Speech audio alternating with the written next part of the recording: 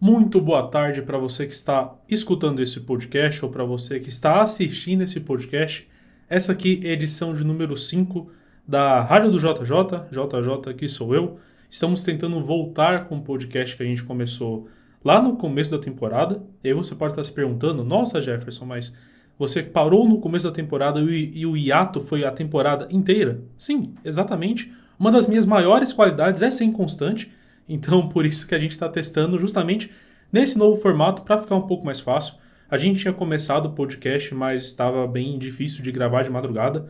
E aí eu acabei trocando alguns outros conteúdos que eram mais fáceis. Por isso a gente não deu continuidade. Mas agora nos playoffs eu acho que dá para fazer essa cobertura um pouco mais informal aqui e diária para vocês, beleza? Mas sobre o que a gente vai falar no podcast? A gente vai fazer basicamente um resumo do que foi os jogos do dia anterior. No caso, Golden State e Houston, jogo 4, e Cleveland Cavaliers e Miami Heat, jogo 4 também. Beleza? Aqui a gente vai tentar trazer uma abordagem um pouco mais profunda sobre os jogos, não necessariamente algo muito estatístico, de números avançados e etc., para também não ficar muito complexo, mas a gente vai tentar contar um pouco mais sobre as histórias que acabaram envolvendo essas partidas. No mais, você que está assistindo o vídeo vai perceber que ele é um ritmo um pouco mais lento do que a gente costuma fazer no YouTube. Para você que só ouviu o podcast, basicamente é a mesma coisa. A gente aqui permite mais respiros, mais erros e, enfim, para ficar uma coisa um pouco mais natural. Para o YouTube esse não é o formato padrão, mas é assim que a gente vai seguir para poder aí dar continuidade nos conteúdos, comentando sobre os playoffs, porque tá legal demais, beleza? Então, sem mais enrolações, bora pro primeiro jogo da noite. Vamos lá. Cleveland Cavaliers e Miami Heat 138-83. É isso mesmo? Eu até pensei que eu pudesse ter colocado errado o placar, porque eu lembrava que a diferença era grande, mas não tão grande assim. Mas eu acho que é isso. Inacreditável, né? Eu preenchi esse negócio faz 5 minutos. 138-83, Cleveland Cavaliers. A gente vai falar sobre o jogo? Obviamente não. Não tem o que falar sobre o jogo aqui, ok? Foi um amasso total e completo. O jogo 3 foi um amasso total e completo. O jogo 2 foi um amasso total... Enfim, cara, humilhante. É isso que a gente vai tentar resumir um pouco da série nesse espaço aqui para falar sobre Miami e Cavaliers. Não teve competição, não teve jogo. Sinceramente, o Eric Spoelstra, o técnico do Miami Heat, falou que o jogo de ontem, esse 55 pontos de diferença, foi uma lição de humildade para ele. E assim termina a temporada do Miami Heat. É aquele ditado, né? Eu pensei que ia ser ruim. Mas, sinceramente, foi um pouco pior. E aí não tem o que falar. Não tem o que falar sobre a partida, sobre a série. A gente viu um Cleveland Cavaliers que também vale a demonstração de força. Mostrou que é um time muito superior. Mostrou que é um time que, mesmo estando sobre vantagem, vai jogar sério, vai competir, não teve distrações, não teve momentos de fraqueza, basicamente fez 4 jogos perfeitos, e por mais que o Miami Heat seja realmente uma equipe muito inferior ao Cavaliers, fazer 4 jogos beirando a perfeição, 2 deles sem o Darius Garland, é muita coisa. É uma senhora demonstração de força, beleza? Então acho que é isso que dá pra gente falar sobre o Cleveland Cavaliers, que vai ter aí agora uns diazinhos de folga, esperando o vencedor da série entre Indiana Pacers e Milwaukee Bucks. Já para o Miami Heat, o que a gente tem que falar é sobre o futuro. Como é que vai ser? Esse time vai para uma reconstrução? Como é que vai ser essa reconstrução? A gente não viu em tempos recentes, vamos dizer, sei lá, nos últimos 20, 15 anos, o Miami Heat em tank, né? Perdendo propositalmente para ficar com uma escolha alta do draft. A gente não viu isso acontecendo. Miami Heat ele sempre teve as suas formas de remodular o elenco e de conseguir peças novas e de pelo menos ficar ali no meio da tabela, que foi basicamente onde ele terminou nessa temporada, né? Só que agora eu acho que a situação está um pouco diferente. Eu não sei se dá para fazer assim. É muito difícil mesmo. Eu acho que a gente vai estar vendo o Miami Heat de uma forma que a gente nunca viu. E aí é basicamente o que passa na cabeça do Pat Riley nesse momento. Como é que ele vai comandar essa reconstrução? Porque, assim, basicamente tem que refazer o time quase que do zero, aí, sei lá, mantendo o Tyler Hero e o Adebayo, e tem torcedor que nem o Adebayo faz questão de manter. Então você vê a situação atual que está o Miami Heat. A temporada ela não foi o esperado em vários sentidos, né? Só do Jimmy Butler pedir a troca já é um choque muito grande. Mas a gente tem que lembrar que esse time também não foi longe no ano passado. Então, assim, as expectativas elas não eram altas. O pedido de troca do Jimmy Butler, ele desestruturou muita coisa, só que o pós-troca também foi muito ruim, a gente precisa falar sobre isso. Não é só a questão do Jimmy Butler ter saído do time, mas como o time reagiu a isso tudo, não é como a gente costuma ver o Miami reagir. Ah, pega as peças que tem, tenta fazer o negócio, tenta competir. Basicamente não. Não conseguiu competir, foi humilhante, foi pavoroso. A gente já vai encerrar o assunto porque nem tem muito o que se falar sobre. Basicamente, reconstrução para o Miami Heat e uma demonstração de força absurda do Cleveland Cavaliers. E a gente tem a imagem da partida para você que está no YouTube.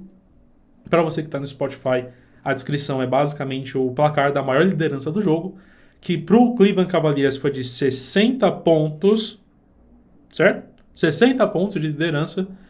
E para o Miami Heat foi 1 ponto, se eu não me engano, na segunda ou na terceira posse de bola. Então, é isso. Não tivemos partidas, mas aí fazendo um adendo, eu até que gosto de assistir esses jogos que é o blowout, né? Que acaba cedo e que tá lá o time tomando um sarrafo inacreditável, porque a gente consegue ver outros jogadores em quadra chamando atenção, fazendo uma coisa ou outra e etc, sabe? Tanto que eu nem comentei, né, dos números ali, porque não tinha muito o que falar sobre.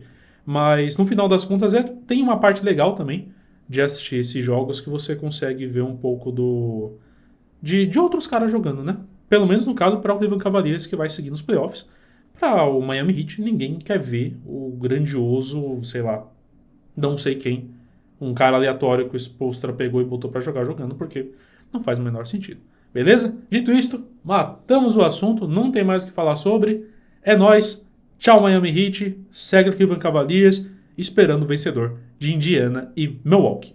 Agora vamos para o jogo 2, que esse a gente tem muita coisa para falar. Primeiramente, destaques da partida. Jimmy Butler com 27 pontos, 6 rebotes, 5 rebotes, 6 assistências, 1 toco e 78,1% de true shot. Draymond Green com 6 pontos, 2 assistências, 8 rebotes, 17 de plus-minus, 17. O time ganhou de 3 pontos de diferença e ele tem 17 de plus-minus, tá? Já dando spoiler sobre o que foi a atuação de Draymond Green. Pro lado do Houston Rockets, a gente tem o Alperen Sengun, que foi basicamente o melhor jogador do Houston na série até agora, com 31 pontos, 5 assistências, 10 rebotes, 2 roubos de bola e um aproveitamento baixo de 47,8% de true shot. E o Fred VanVleet, que teve um destaque muito grande nas bolas de 3, 25 pontos, 6 assistências e 8 de 12 nos arremessos de longa distância, tá? Com 93% de true shot por conta desse grande valor das bolas de 3. Resultado final do jogo, 109-106 para o Golden State Warriors, que agora lidera a série por 3-1. 95% dos times que lideraram por 3-1 acabaram vencendo. Basicamente, essa é a ficha técnica do jogo. Agora vamos falar sobre o que de fato foi a partida. Primeiramente, a primeira coisa eu acho que é a mais importante. Muita confusão. Muita briga, muita treta, muita provocação pelo lado do Houston Rockets, ali no primeiro tempo, no primeiro e no segundo quarto, e um Warriors que caiu nessa provocação. Porém, no final do segundo quarto, o tempo fechou de vez, foi treta para tudo quanto é lado, não só uma vez, não só a briga principal, que rendeu numa falta técnica pro Stephen Curry e pro Draymond Green, e se eu não me engano também pro Dillon Brooks, né? Foram 3 faltas técnicas. Aconteceu depois de novo com o Draymond Green, aconteceu com Jimmy Butler e Dillon Brooks. Assim, o Houston Rockets no final do segundo quarto conseguiu entrar na mente dos Warriors, inclusive foram pro vestiário com 7 pontos de vantagem. Basicamente esses 7 pontos de vantagem também, eles foram liquidados em 2 minutos de terceiro quarto. Então os Warriors conseguiram voltar do vestiário com a cabeça um pouco melhor. Mas o Draymond Green ele ficou no banco basicamente do terceiro quarto até o último quarto. E aí, falando sobre o próprio, já que você já tem o contexto de toda a briga, e se tem briga e Warriors, envolve o Draymond Green. Ele estava jogando muito bem. Ele jogou muito bem, inclusive, né? Não é que ele estava jogando muito bem. é que até o momento da falta ele era muito claro o impacto dele, né? E aí na ausência o impacto foi até maior, a percepção do impacto. O que acontece? Nesse tempo dele fora, foi o melhor momento do Sengun no jogo, porque o Draymond Green estava marcando o Sengun na maioria das posses. O Sengun fez 2 cestas quando estava marcado pelo Draymond Green. Esse é o impacto do cara. Extremamente importante, um monstro na defesa, que estava jogando de uma forma, assim, foi bonito de ver. Foi os Warriors, foi o Draymond Green na versão playoffs, mais agressiva dele. Tanto agressiva pro lado ruim, até porque levou uma técnica, era para ele ter levado a segunda, mas não era para ele ter levado a primeira. Aí a gente já pode também abordar o tema da arbitragem, que basicamente perdeu o jogo, ela perdeu completamente a mão da partida, e aí virou essa confusão. Então acho que todo mundo tem um pouco do que reclamar sobre a arbitragem, e aí não venham me dizer que favoreceu A ou X. A arbitragem ela não favorece ninguém, a arbitragem é ruim. Ela prejudica ambos, tá ligado? É isso que é a arbitragem da NBA. Mas, voltando ao assunto do Draymond Green. O impacto defensivo dele estava tirando o bom jogo do Alperen Sengun, que é o principal jogador do Houston nessa série. E aí ele volta no começo do segundo quarto e fica até o final, mesmo estando pendurado com 5 faltas. Cara, foi assim, é impressionante. E mesmo com 5 faltas, mesmo jogando boa parte do último quarto, boa parte não, mesmo jogando tudo que ele jogou no último quarto pendurado, ele ainda conseguiu marcar e evitar a cesta que seria a cesta da vitória para o Houston Rockets. A gente já vai para a imagem do jogo, que daí eu posso falar um pouco mais sobre isso. Essa aqui foi a briga pelo rebote, para você que está aí ouvindo no Spotify.